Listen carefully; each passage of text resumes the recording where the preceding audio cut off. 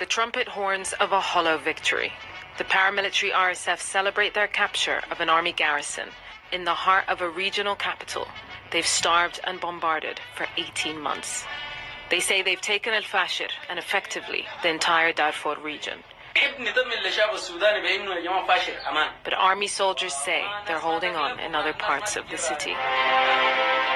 After enduring months of starvation and shelling, civilians are fleeing Al-Fashir en masse, monitored and filmed by RSF drones.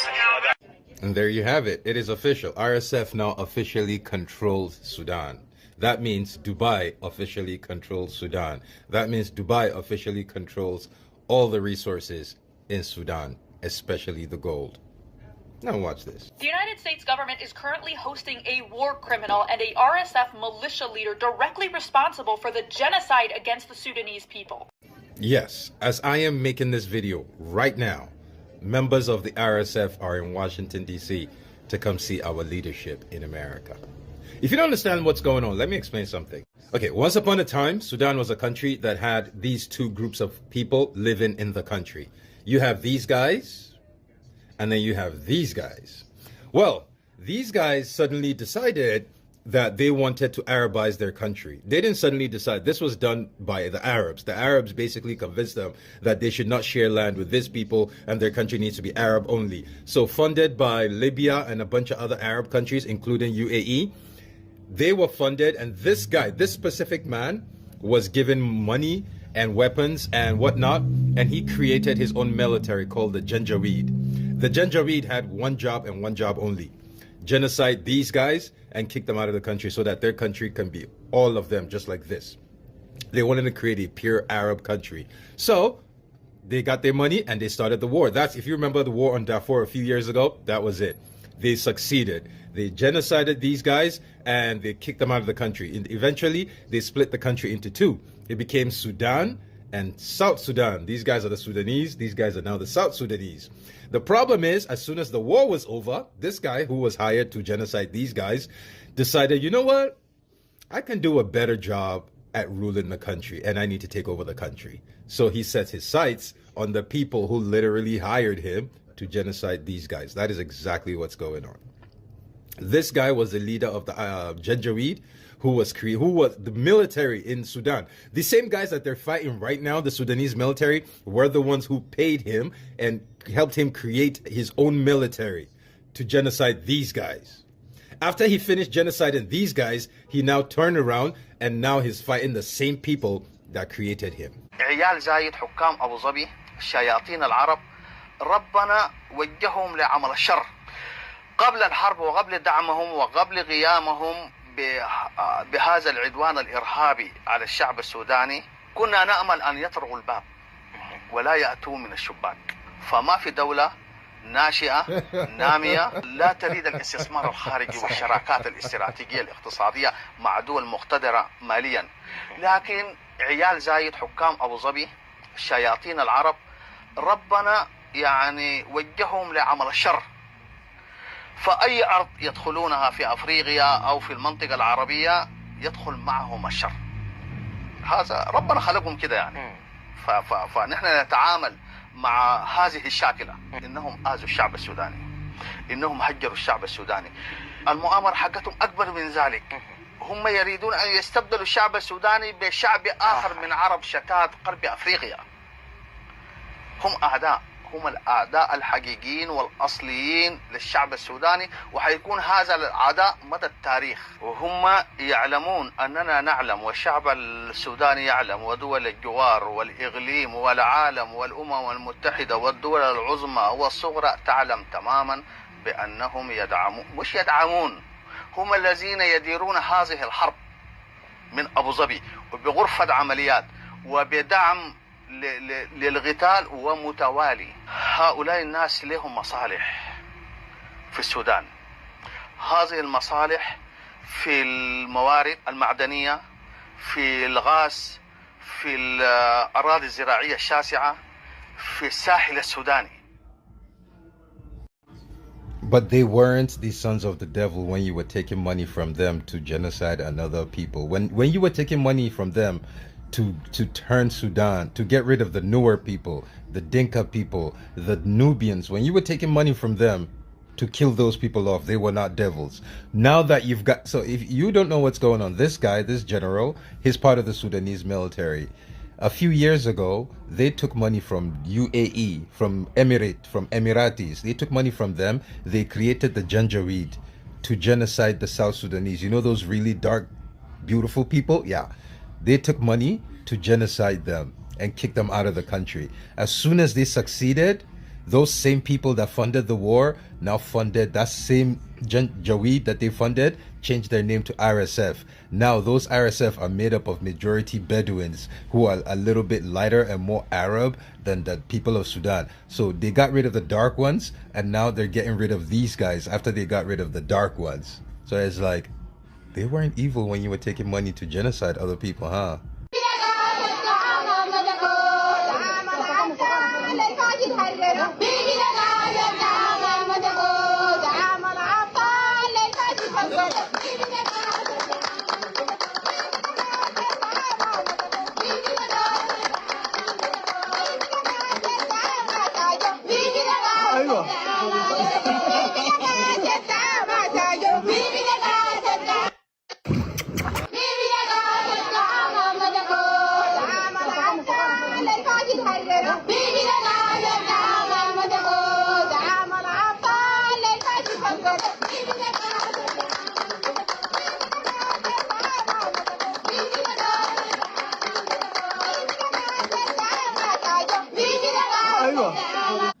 Has anybody noticed that almost all the videos on the internet talking about Sudan are non-Sudanese?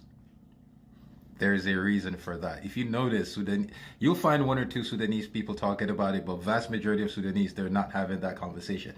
You know, Ethiopia is fucked up. You notice most of Ethiopians are not on the internet talking about what's going on in their country. Somalia is just as fucked up. You notice most Somalis are not on the internet talking about what's going on in their country. I have a theory as to why. I have no proof, but it's a theory.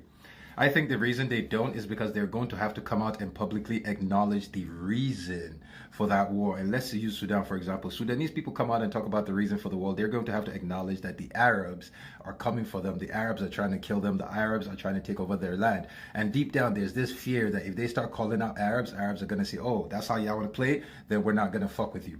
I genuinely believe the reason Sudanese people are not calling out this war is because if they do, they're going to have to call out Arabs. And if they do, their fear is that Arabs are going to disown them, and then they're now going to be stuck being just regular black African. Listen, it's no secret that Arabs do not ride out for the black parts of the Ummah as much as they should be. I'm not saying that there aren't many of you that do. I'm saying that more of you need to ride out for us, because we ride so hard for you guys that people literally look at us like we're stupid. People literally say, those are the same people who call you Abid. Right now, Libya enslaves so many of my people, and I don't hear Arabs talking about it. In the Ummah, us black people face so much racism from the same people that are our brothers and sisters, right? It really, really disappoints me, and I want to see Arabs doing better. The war in Darfur never ended. It only intensified and spread across the country. Villages have been burnt and abandoned again and again in Western Sudan. From over 2 decades of terror by the tribal militia turned paramilitary group, the Rapid Support Forces. We went to one of the remaining state-held towns in North Darfur. There's a nervous calm. The market squares are full of former rebels who've aligned with the state to fight the RSF and see everyone as a potential threat. I wonder why the Arabs are not speaking up for you. When you, the one they call Abid. Public announcement to all Arabs, mostly. I must just say all Arabs. You know, and we know, that Abid does not mean black person. So you being ignorant and calling black people Abid and saying that it's okay, trying to justify it, makes 0 sense. So please stop. Are constantly on social media, on every platform, telling the whole world, you're not one of us, you're one of them. I wonder why. Her name is Kizma Ali Omar. She's only 22 years old. They tied her elbows together behind her back, and lifted her up. This method is not only painful, but it dislocates your shoulders. And the RSF soldier who did this in Sudan even showed his face while filming his own war crime. And after this incident, sadly, they took her life. She was only 22 years old. There are many crimes against women by the RSF soldiers. It has gotten so bad and scary for them that not long ago, 130 women took their own lives together rather than let the military take them too. Mainstream Zio media is not going to play this either. The G-side and slavery in Sudan and elsewhere doesn't serve any of their political purposes. Sudan here, your Sudan, was broke up by this problem. Because your people in the north, they said they were Arabs. When you look at them, you try to see how Arab they are, you don't see it. You see a black man saying he's an Arab. But I don't see your Arabism. No, I am an Arab. Okay, that's your problem. I remember we tried to negotiate, to mediate between John Garang and Al-Hajj. I was involved in that. Why do you insist on your identity at the expense of other people? Why don't you make the whole of the Sudan neutral as far as identity is concerned? I remember one time I gave them the example of a student dormitory. When you are staying in a dormitory, in some schools you have some cubicles. Cubicles are small rooms where students 2 or 3 stay. But then they have a common room where they gather. There are things they can do in their cubicle, but which they should not do in the common room here. The common room should be for the radio, for the TV. These days, at that time there was no TV, it was many radios, for the newspapers. Then your own things, brushing your teeth and all that, you do it in your cubicle. But you come here in the common room, you start brushing your teeth. We are not interested in brushing your teeth. It's not our common interest. But the issue of identity eventually broke up the Sudan. In fact, in one of the meetings, the IGAD we put it to Field Marshal Bashir. We called it DOP, Declaration of Principles. We say either you choose a Sudan which is secular, which does not talk about your religion and your tribe, talks about all Sudanese, or you allow the Southerners to go away. It was called self-determination. And Bashir chose the latter. Said, let them go. I cannot compromise on my identity. So this misuse of identity is a very big poison. But the second problem, yes, in some cases identity can be important. Like in the case of the Sudan. Because in 1961,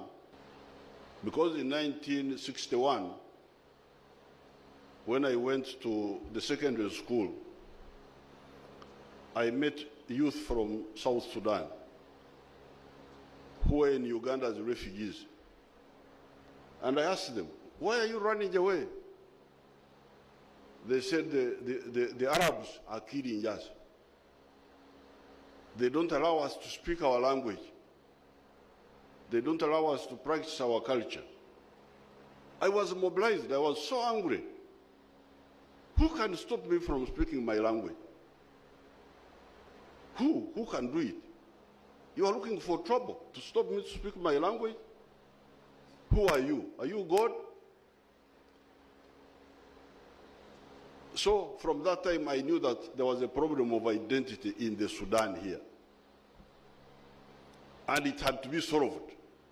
It could have been solved, but they didn't solve it. In South Africa, we had a problem of identity. Because the whites said Africans cannot vote because they don't know how to vote properly. If we give them a vote, they will misuse it. So we better stop, they should not be allowed to vote. And for almost a century, we're on that issue. At one time, they were even saying that Africans cannot go to certain bars, certain toilets. So I asked the blacks, why do you fight for the toilets for the whites? If they want to have their own toilets, why do you? What privilege is it to sit on the same toilet with a white man? How does it improve my status, my welfare? Therefore, in the case of South Sudan, in the case of Sudan here, in the case of South Africa, the issue in the case of the United States, you remember our... Oh, that's very simple. The answer is exposure. I've been to over 20-something countries, 58 cities, and everywhere I go, I always try to find a Muslim community. And exposure is the reason why I put my race before my religion. Because I noticed that the only humans on this planet who put their religion before their race are black people, black Africans. The Arab man puts his race before his religion. The Indian man puts his race before his religion. The white man puts his race before his... I'm talking about the Muslim ones here, by the way. Every single human I have met on this planet who is Muslim puts their race before their religion. Black African Muslims are the only people who put their religion before their race. And the reason they do that is because picking your religion over your race makes you seem less black. And let me explain. See, when you see an Arab man with his long hair and his beard and his whatnot, you get to call him brother. It makes you feel like this thing is my brother. This white man is my brother. This Asian guy that's non-black is my brother. None of them look at you as a brother. Every one of them looks at you as a nigger first. But yeah, exposure, because I've seen that in this world, the only humans who pick their religion first are black people, Black Sudanese. That's why you're getting killed in your country. That's why your whole country is shit. Because a group of Sudanese have picked their religion over their race, and their religion says they're closer to being Arab. So, I hope that answers your question.